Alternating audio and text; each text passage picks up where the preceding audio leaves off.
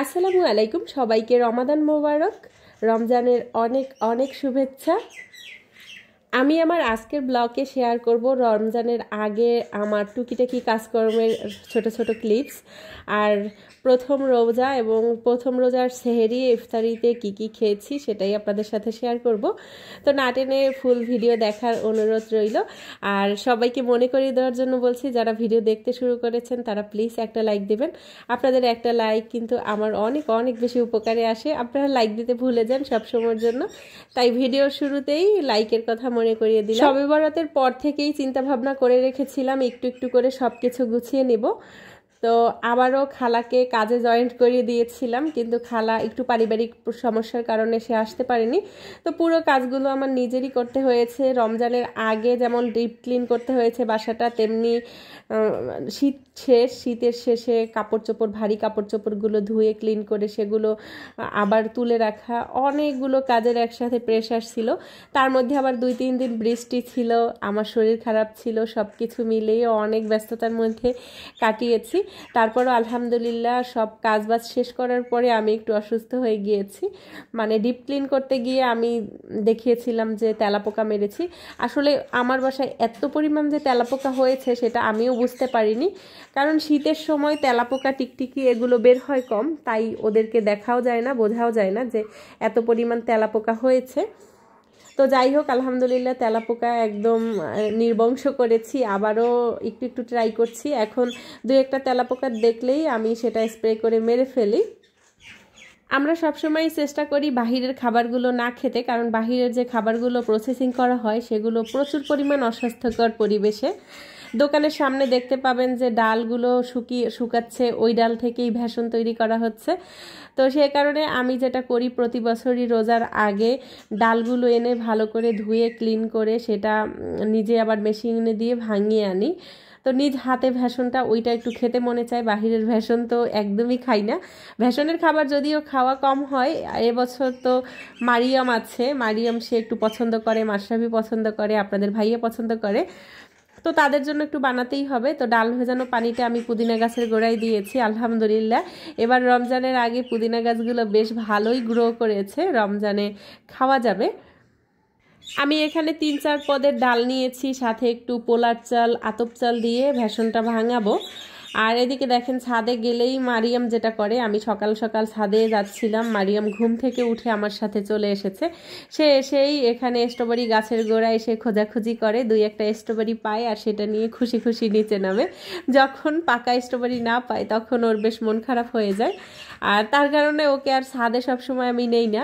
নিলেই আগে গিয়েই স্ট্রবেরি গাছের গোড়ায় এরকমের খোঁজাখুঁজি শুরু করে। আর এইদিকে দেখেন, আমার অযত্নে বেড়ে ওঠা পেঁয়াজ গাছটা কত সুন্দর হয়েছে। পেঁয়াজ গাছটা এত সুন্দর হয়েছে যে এর কলিগুলো আমাকে কেটে খেতে বলেছিল আপনাদের ভাইয়া, কিন্তু আমার কাটতেই মন চায় নাই। এখান থেকে ফুল হয়েছে, আর আমি প্রথমবার দেখেছি যে পেঁয়াজ কলির মাথার ফুলটা এত বড় হয়, মাশাআল্লাহ। তো এদিকে আমি গরম মশলাটা একটু করে নিচ্ছি, এখানে সব মশলা দিয়ে তারপর মশলাটা, এই মশলাটা আমি ধুয়ে নেই। প্রতিটা মশলা এখন ধোয়ার পরে অনেক বেশি ময়লা বের হয়, আর এই জিরা এবং শাহি জিরা এই 2টা ধোয়া আছে, সে কারণে এই 2টা আর আমি ধোবো না। ধনিয়া এনেছিলাম, সেই ধনিয়াটা এবছরের নতুন ধনিয়া, হয়তো ধোয়ার পরে নিচে আস্তে আস্তে মাটির চাকা পেয়েছি। তো দোকানে যখন ভাঙানো হয় এগুলো কিন্তু কোনোটাই তারা ধোয় না বা কোনোটা ভালো করে প্রসেসিং করে না, যার কারণে আমি জামালপুরে আসার পর থেকে মশলা আর দোকান থেকে কিনি না। আমি এখানে সব কিছু হাতের নাগালে পাওয়া যায়, এটা হচ্ছে মেইন কথা। অনেক দিন ধরেই মারিয়াম পোলাও খেতে চাচ্ছিল, আর পোলাও রান্না করলেই তার দই দিয়ে খেতে হবে। তো দই পোলাও খেতে চাচ্ছিল, তো ভাবলাম যে দুপুরে রান্না বান্না তো তেমন একটা এখন আর হবে না, আজকেই শেষ দিন। তো শেষ দিনে একটু পোলাও মাংস রান্না করব, আর এটা স্পেশালি মারিয়ামের জন্য। সে অনেক দিন ধরে বলতেছে আম্মু পোলাও রান্না করো, পোলাও রান্না করো। তো আপনাদের ভাই আমাকে বলছে যে তুমি তো ফোন দিয়ে বলতে পারতা যে মারিয়ামের জন্য পোলাও রান্না করব, দই নিয়ে আসো। মানে দই ছাড়া সে এখন আর পোলাও খাবে না। এটা জামালপুরের একটা ট্রেডিশন, যে কোনো অনুষ্ঠানে খাওয়ার শেষে আর কি লাস্ট পাতে দই দেওয়া হয়, আর মাংসের ঝোল পোলাও একসাথে মেখে ওই ভাতটা খায়। তো তো আমাদের বাসার ছাদে আন্টির ছেলের যে বিয়ে হয়েছিল মারিয়ামের মামার বিয়েতে, ও এটা দেখেছে যে এটা সবাই খাচ্ছে আর ওর প্লেট এটা নিয়েছিলাম, তখন থেকেই সে দই দিয়ে পোলাও খাবে। আর এই ট্রেডিশনটা কার কার এলাকায় আছে, কে কে খেয়েছেন, কার কাছে কেমন লাগে অবশ্যই আমাকে কমেন্ট করে জানাবেন। আমি এটা প্রথম দেখেছি, তবে মাশরাফির বাবা বলে সে নাকি আরও আগেই শুনেছে, আমি আর কখনো শুনিনি। তো এই যে রান্নাবান্না শেষে ওকে আগে দিয়েছি যে তুমি এখানে বসে বসে আজকে তোমার মন মতো করে খাও, তুমি নিচে ফেলো বা যা ইচ্ছা তাই করো, তোমার ইচ্ছা মতো খাও। আলহামদুলিল্লাহ ওর খাওয়া নিয়ে কিন্তু ইদানিং আমার একটু কষ্ট হয়, ওর সাথে অনেক প্যাচাল পাততে হয়, ওকে অনেক বোঝাতে হয়, বুঝিয়ে শুনিয়ে তারপর খাওয়াতে হয়।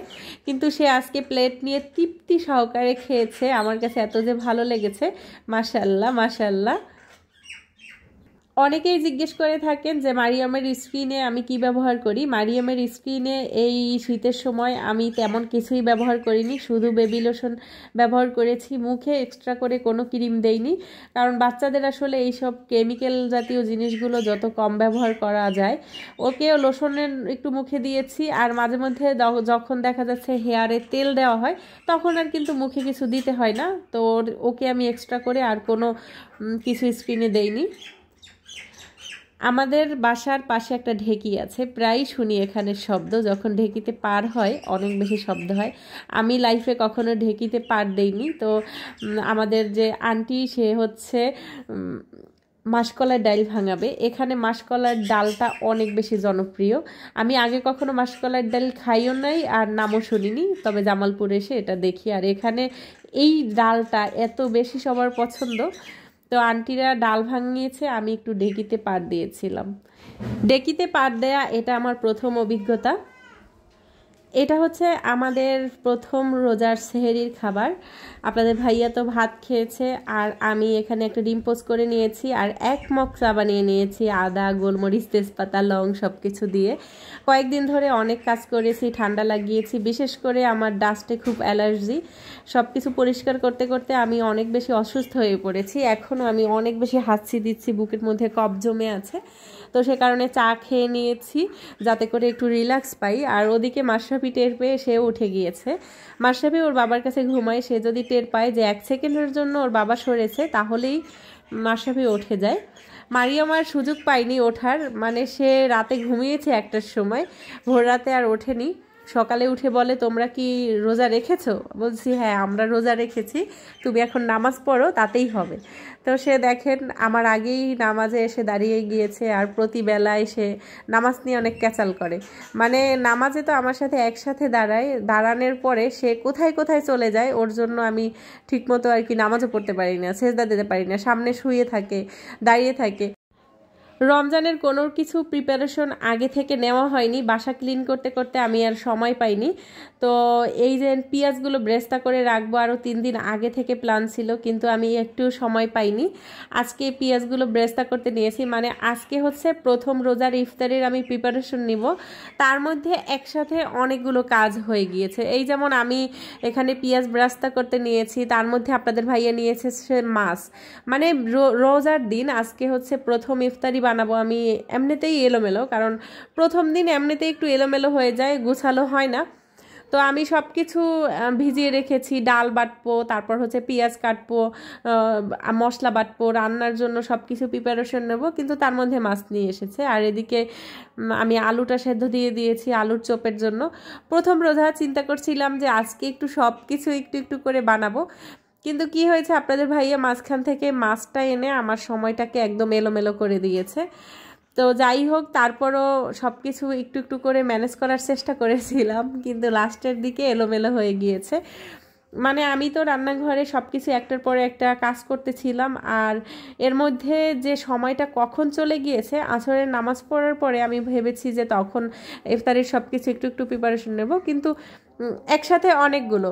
আলুটা সেদ্ধ করেছি, চপটা বানাতে হবে, পেঁয়াজুর ডালটা বেটে রেখেছি, সেটা মাখাতে হবে, ওদিকে ভেষণ গোলাতে হবে, ফল কাটতে হবে, এদিকে মারিয়াম বারবার বলতেছিল আম্মু তরমুজ খাবো, সব কিছু মিলেমিশে একদম ঘেটে গেছি।